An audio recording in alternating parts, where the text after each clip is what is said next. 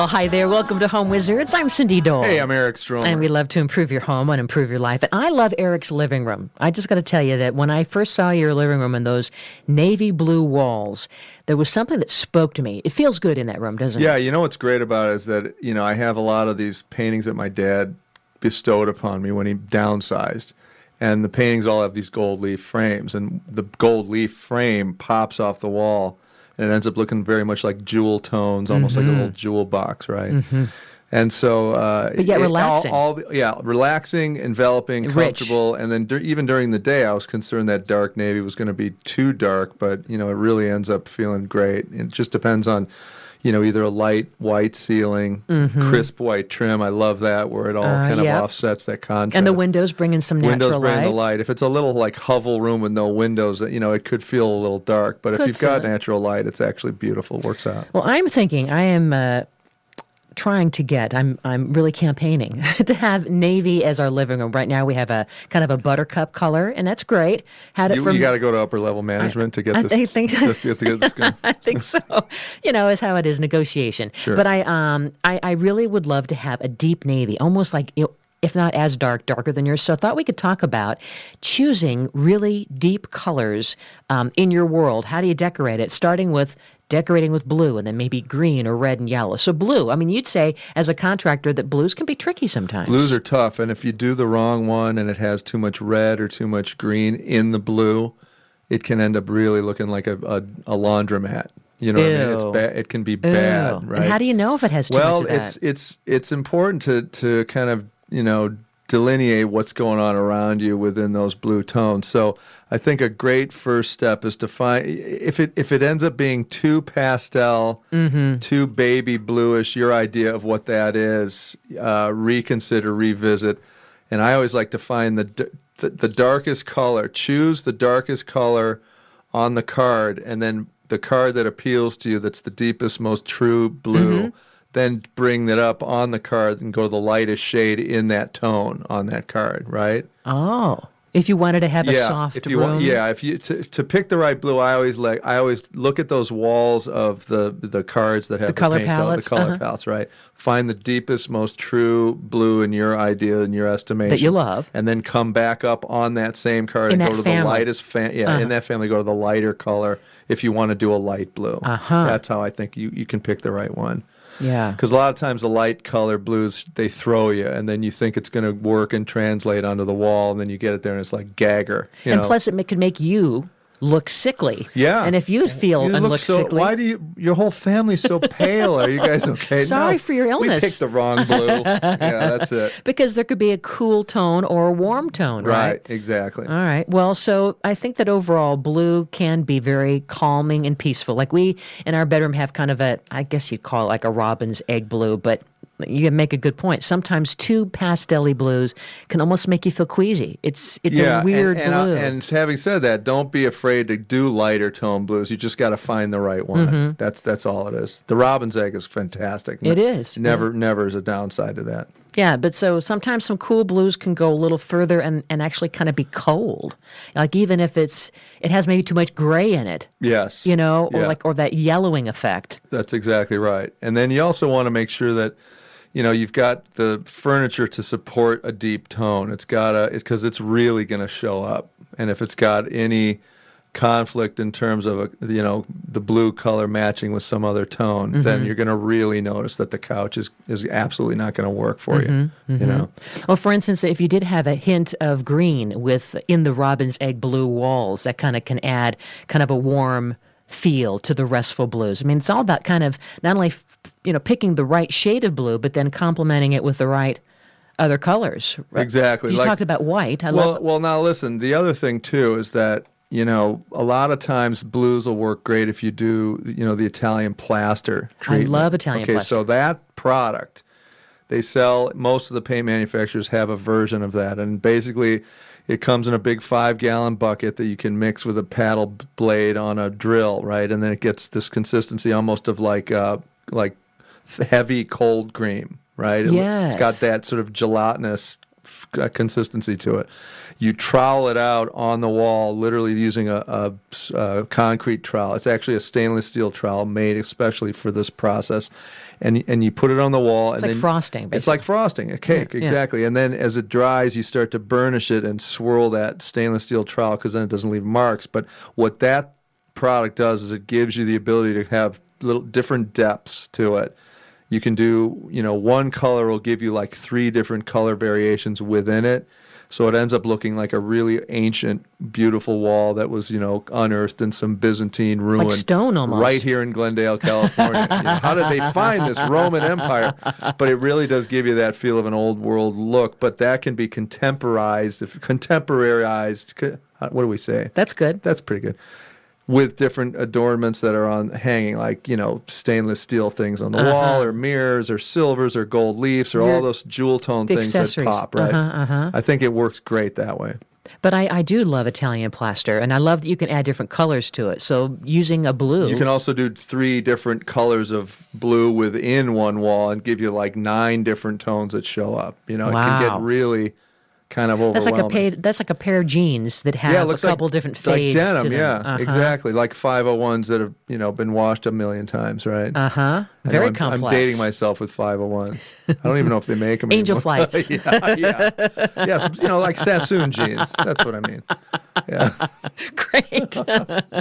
Well, blue, though, I think whether you go light or you go bold, play with it. And I think that overall, you can't go wrong. It's just be sensitive to, like you said, the tone that's underneath the blue, right? Right, exactly. And then bringing those little chips, those color chips, into your home and tape them to the wall in different lighting conditions so you can see exactly how it's going to feel. And the good news is, all these companies will give you these little containers of paint now. Those little testers. You can get the tester and then paint like a 4 square foot area and really watch it as the light plays with it over time and during the day, and then figure it out as your husband or wife says, "There's no way we're doing this color." And then you just wear them down. Oh, my goodness. All right, well, I'll just say that Eric told me so. That's it. And then when we come back, we have more tips on how to choose some really great colors. If not blue, what about red? What about bringing some bold red or maybe yellow and green to your home? Eric Stromer, Cindy Dole, you're listening to Home Wizards. Be our guest. Beef ragout, cheese soufflé, I am pudding on flambé.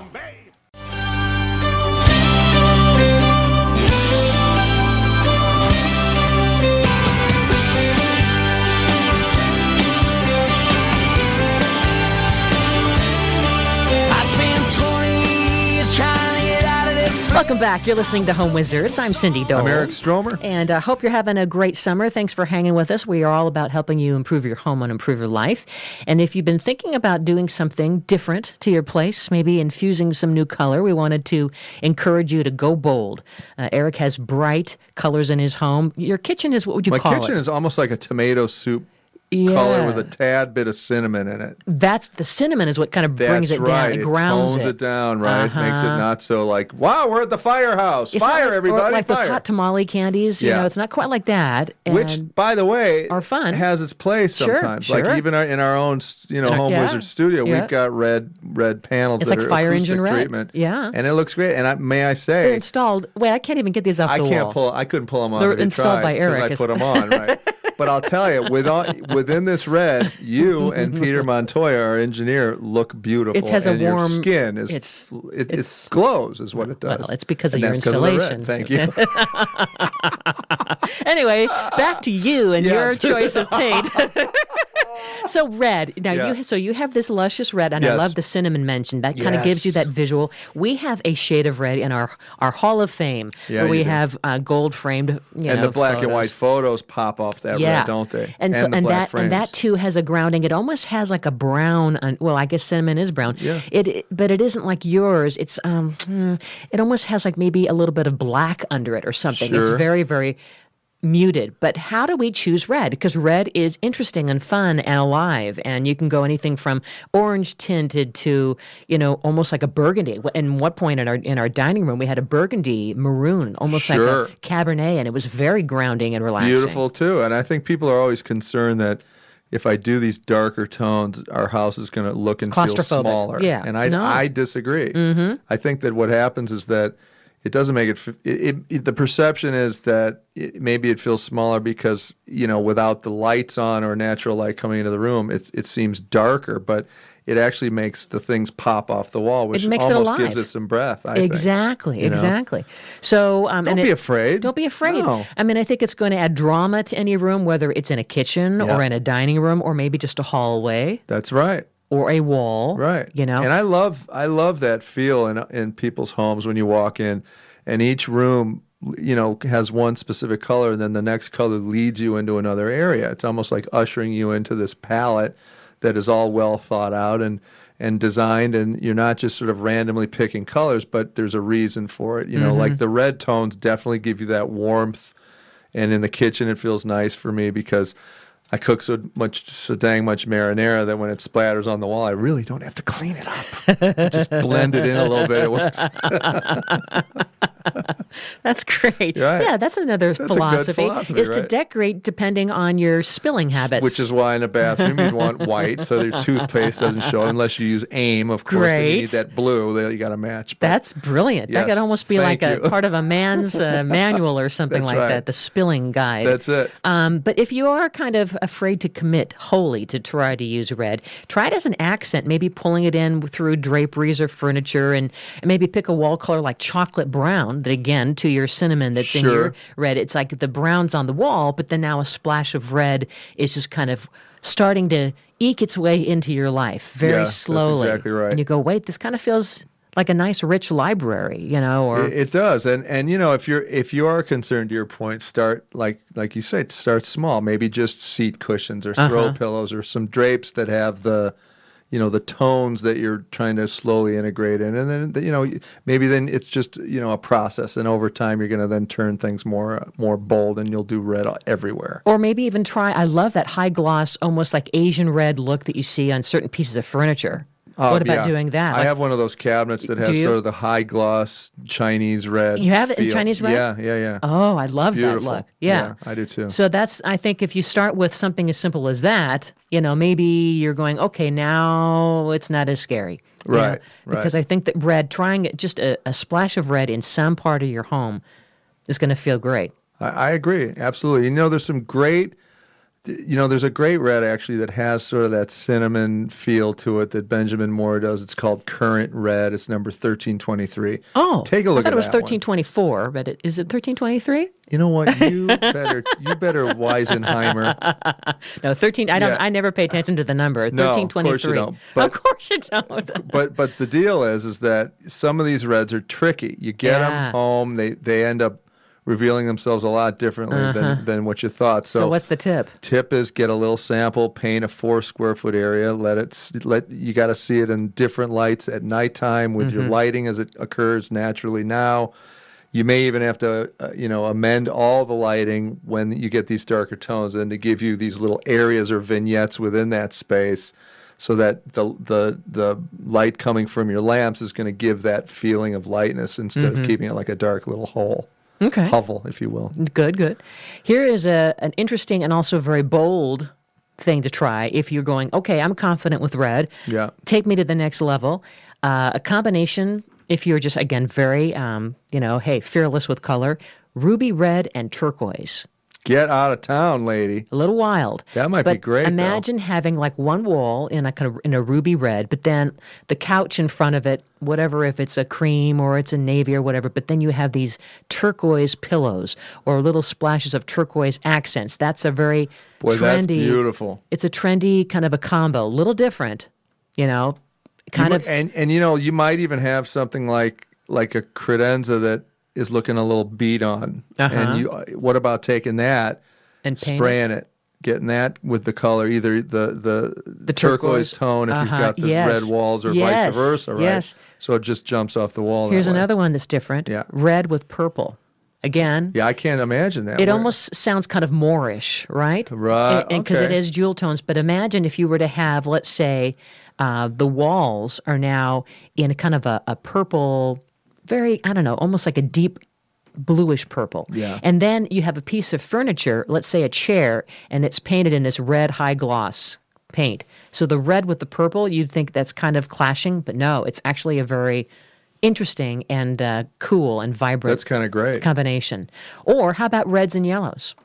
See, I can see that now. If Bright it's, red with if bright it's- yellow. If it's too much, it'd be like, welcome to McDonald's. Well, you're right. Yeah. You're right. Exactly. But what we would Depends, do, I guess, on the tone. we would be very tasteful. We probably would have a lot of white. Let's say the walls were white, but Yeah. then we painted the kitchen stools. Let's say they were bamboo stools right there sitting at the island, right? Right. In that bright red, a high gloss, almost lacquer red. And then the cushion is yellow. Or maybe off to the side, there's like a yellow vase, but there's a lot of white kind of as your grounding color. The white maybe is, your table is white, the cabinets are white, but you're bringing in a splash of this kind of Chinese bright red with a little bit of bright yellow. And it doesn't Sure. feel like McDonald's then, but that's... Well, yeah, and just because they used it doesn't mean that, they get the Well, they the kind corner of on the do. market. You kind of think of who.